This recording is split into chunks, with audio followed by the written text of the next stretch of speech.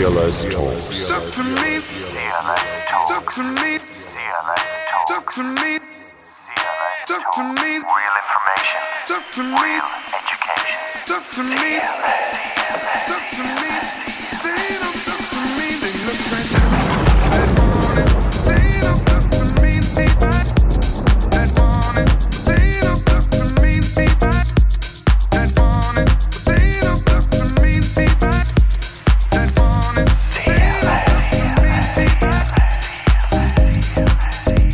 We're back. This is the CLS Talks. I'm Lionel Coveney. Des Carty, as always, is in the hot seat with me. How are you, Des? Hi Lionel, how are things going for you? I'm great, and I'm looking forward to getting into the first question on this.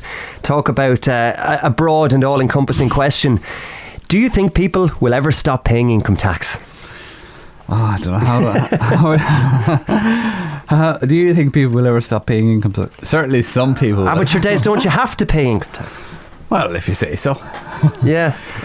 I don't know, Sahara, I think the answer at the face of it would have to be no.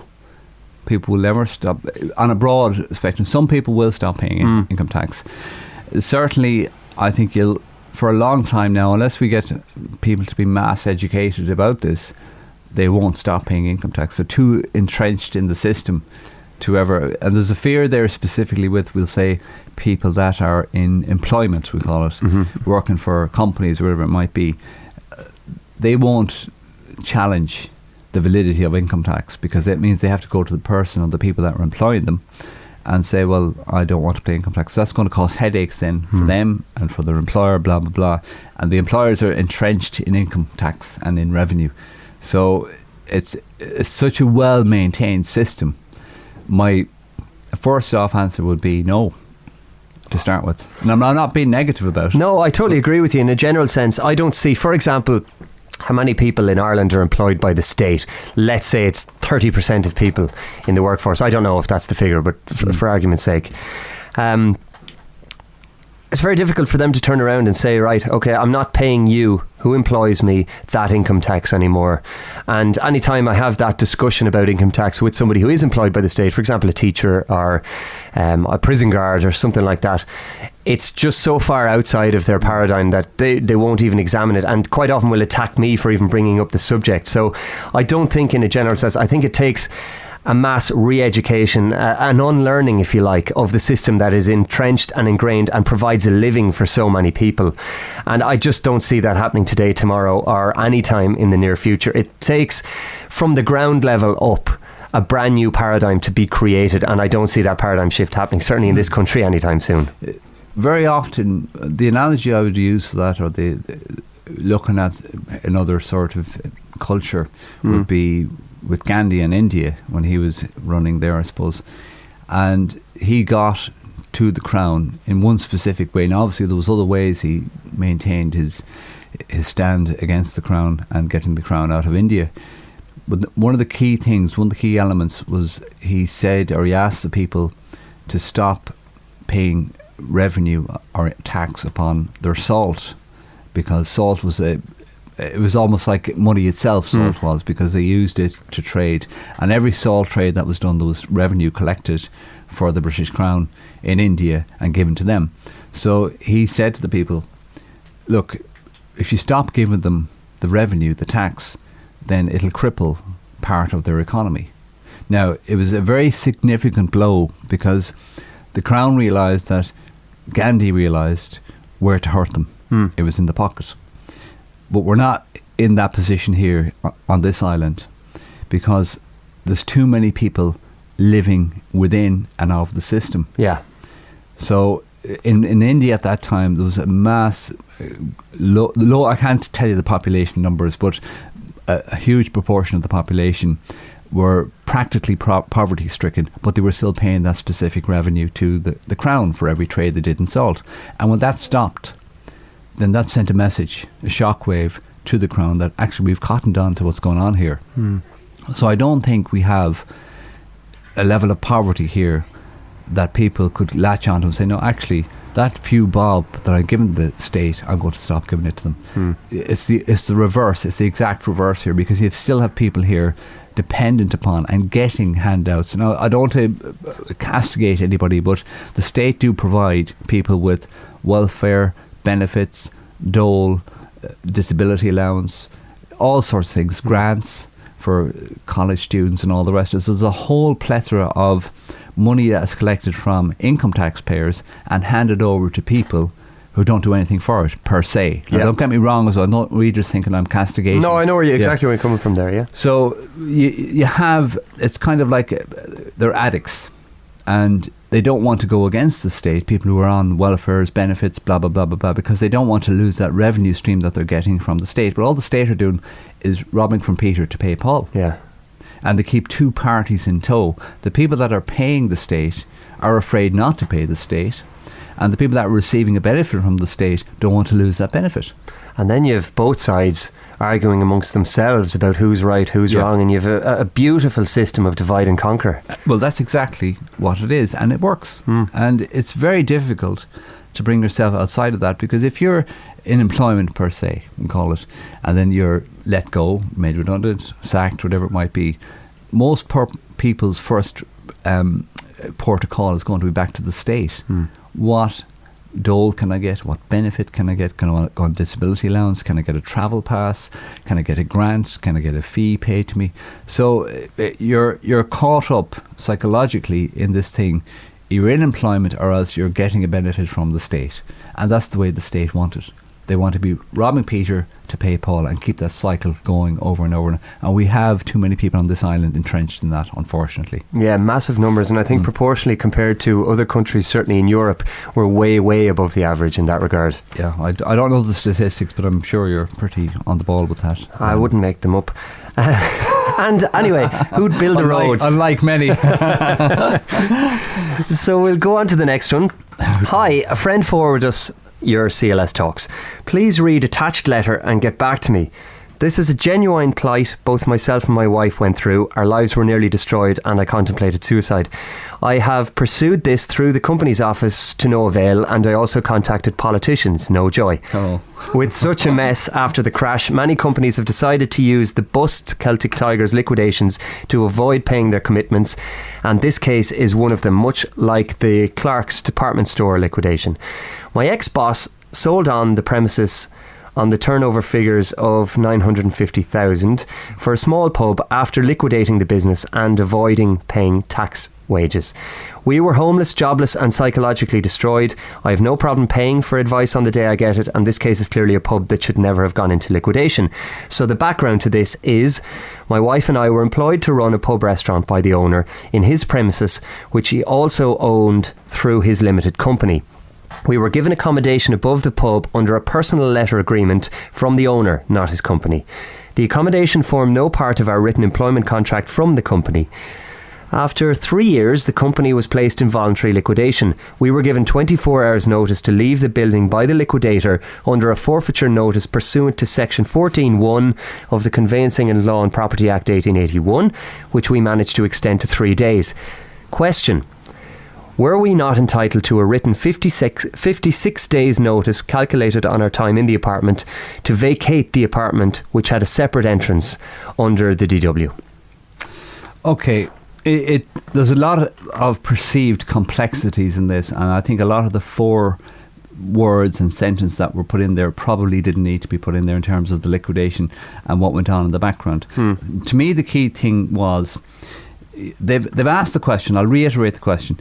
Were we not entitled to a 56 days notice calculated on our time in the apartment to vacate the apartment, which has a separate entrance? Now, I think the writer has forgotten that according to himself or herself, they were given a personal letter agreement from the owner to be there in the property. That's the contract under which they were operating, not legislation. Now, what they need to do is revisit that letter. Now, I don't know what their situation is now. They're obviously gone from the property, so it's sort of like, closing the gate after the horse is bolted or the stable door. So, in that context, my first default position would have been, right, let's look at the personal agreement that we have between us and the actual owner. And not let the company and the legislation cloud that. Get in place. The contract is the agreement they had with the owner. The contract is the law. Nothing else. Now, they let themselves get caught up in this Conveyancing and Law Property Act 1881. Somebody threw some legislation at them, probably the liquidator or whomever, and said, well, actually, this is the law. They should have simply said, well, actually, it's not the law. We have a valid contract stroke agreement with the owner, the Right. private owner. That's the law. Now, go and contest that if you want. But that's what we're sticking to. If you need to go to court, go to court. And I can be damn sure they would have been there way beyond the 56 days.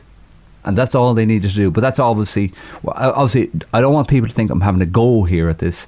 It's just, critically, my mind would have been straight in, well, I have a private contract stroke agreement with the owner, not you. I don't recognise you as having any validity here. Now, flip off, Yeah. to put it in a nice way. If you want to go to court, the courts are there. Use them. And Yeah. all we'll do is rely upon the agreement we have in a private context, which nobody, no man, woman or beast can interfere with. So it's another example of stripping things back and getting rid of a lot of the window dressing that intimidates people and makes people Yeah. afraid and will drive them into the arms of whatever, I don't know, legal advice that might send them down the wrong path. When things are stripped back and made a little clearer, things are generally, not always, but generally a lot simpler than they appear to be on the surface. Now, in retrospect, the man or woman has suggested that they would pay for any advice they got. Now, obviously, we don't give advice. We don't disperse Absolutely advice. not, no. And secondly, I think it's a bit late to be seeking to redress this. The only redress you have now is to go back and sue whomever, be it the liquidator, be it the man, be it the company. But you've capitulated already to the legislation because you're obviously not in the property anymore. Yeah. You've given up the ghost, so to speak. So I don't really see... Now, I'm not saying, without knowing more information, that there couldn't be a way back into doing something. But certainly, I can't ever see you being allowed back into the property if you're out of it already. Yeah. You know, possession is 9/10 of the law, as they say. Exactly, yeah. You had possession. If you gave it up, you've given up 9/10 of the law. And the law was your contract or your agreement that you have with the private owner. Okay. That's it. So next I know up... it's a bit negative, but look, that's the way I read it at the moment anyway. Well, yeah, a lot of people would say things are negative, and that would be certainly thrown at me quite a lot in discussions. Yeah, You're too so negative. negative, But yeah. if the situation is negative and you're merely observing the facts of something, well, you're not being negative for the sake of it. It's a negative situation that you're discussing or addressing or observing. It doesn't mean that you are being negative necessarily. So that's just a little And bugbear of hopefully mine. it might help somebody else who has got private agreements. A private agreement makes the law, Yeah. providing there's nothing in there to say, look, you're allowed to kill somebody or you're allowed to hurt somebody or damage something. So a private agreement, if we have a private agreement, Lionel, it stands. Yeah. It stands with both of us. Nobody can interfere with that private agreement. Yeah, well, we don't have to go and ask the state for permission to validate that contract. Correct. It's our contract. And similarly, this feeds back to what we discussed earlier in relation to trademark, common law trademark. You've made a common law trademark, I've made a common law trademark, and we would tell people not to infringe it. There's a common law trademark, there's the proof of it. Don't step over that line. If you do, the law will come down on you. And we are in a common law jurisdiction to Correct. get back to jurisdiction, so it applies. Yes. So next up, here's an interesting one. I love it, actually. Just to show how insane it is to have to obey the law and get a dog licence, then why is it that we don't have to apply for a cat or a rabbit or a tortoise licence? Seriously, why? Might be some food for thought for the peeps.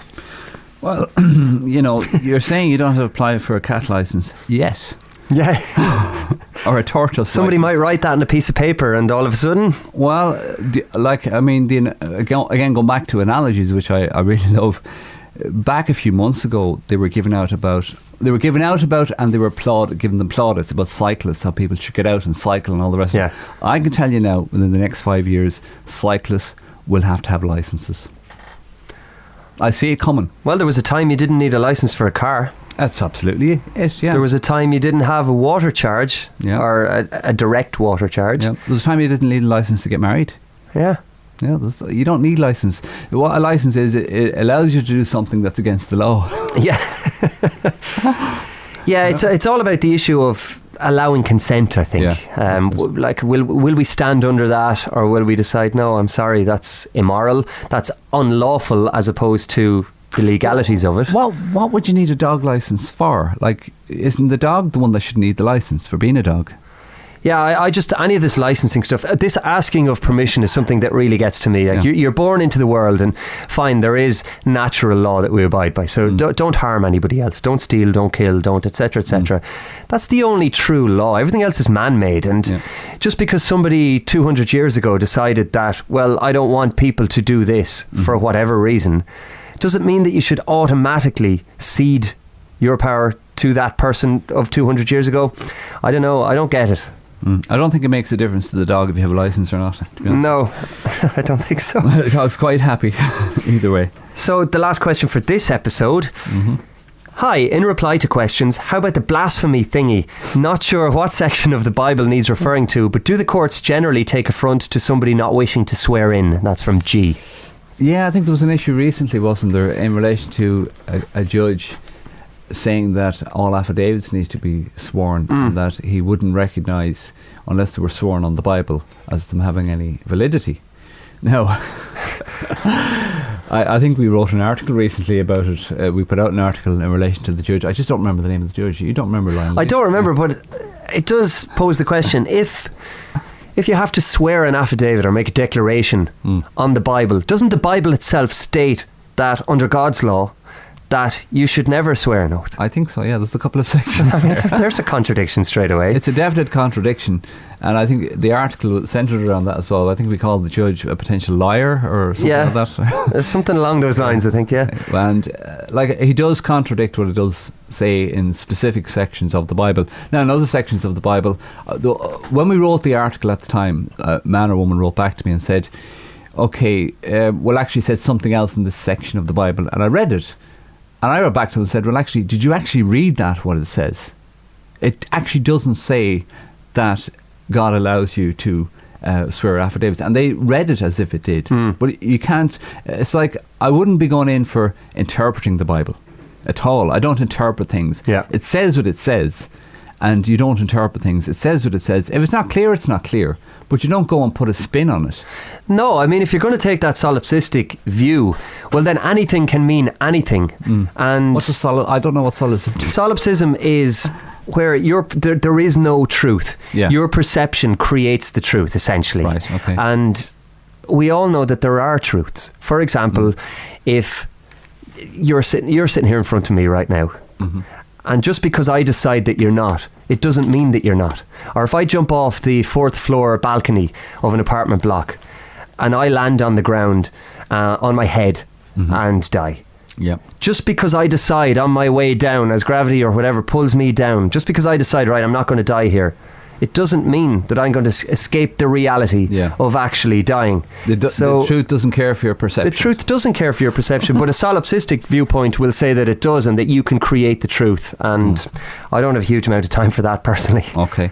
Well, like, I mean, again, I'm not a Bible basher. I'm not religious. I would say I'm a-religious, but it wouldn't preclude me from reading maybe perhaps a bit of the Quran, a bit of the Jewish holy book, a bit of the Bible perhaps. I'd still read these things just to see what it says, to see if it can be used against. Absolutely, because so many people live their lives by these. So if the courts are going to live their existence and a judge is going to say, well, you need to swear oaths on the Bible, I mean, I'd challenge that. If I was in front of that judge and he said, well, that affidavit has no validity because you didn't swear on the Bible, I said, well, first of all, I wouldn't be signing an affidavit anyway. But I'd challenge that in court. Yeah. And I'd say, well, show me where it says in the Bible that God in the Bible says you should be swearing oaths. In fact, I can show you at least 3-4 parts where it says, he says the opposite, or Jesus or Matthew or James says the opposite.